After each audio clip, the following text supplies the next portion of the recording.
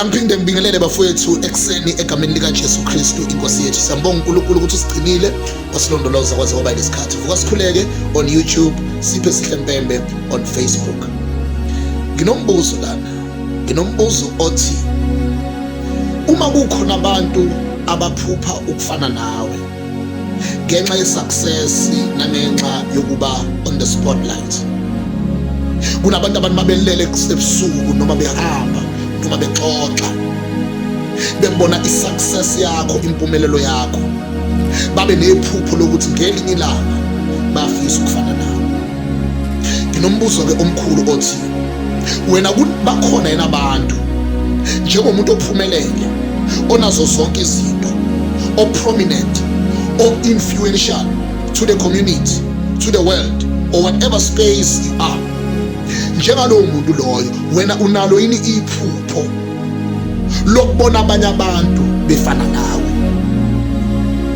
Unayo yini into ethi ngifuna ucreate ispace sokuthi uma ukhona umuntu ophupha ukufana nami iphupho lakhe lifezeke? That is number one.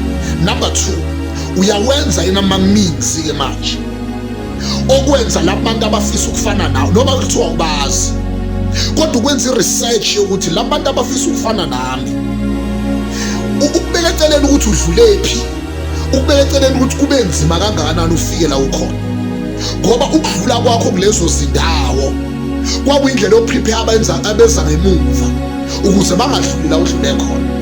Awukwazi ukuthi iy'ngane zakho-ke ozalayo uthi wena aziphumelele ngendlela wena ophumelele ngayo, uthi bantu abamfanele nidlule ebunzimeni.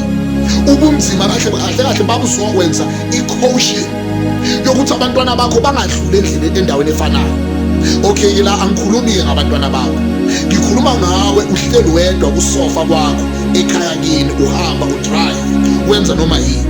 Ikhona yini into kuwe ethi yazi labantu abaphupha ukufana nami ngibafisela impumelelo, ngifuna ukubenza? Bakhona yini?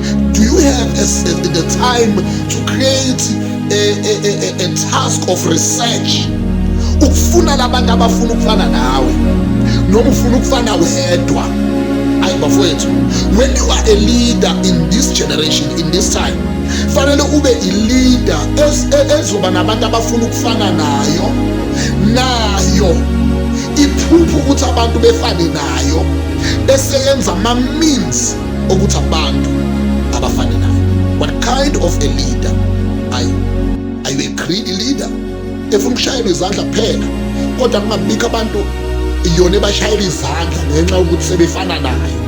Hayi bafana, ijule kakhulu lena. Kodwa vuka sikhuleke on YouTube, Siphe Sihle Mpembe on Facebook, asambeni sokhonza inkosi. May God bless you.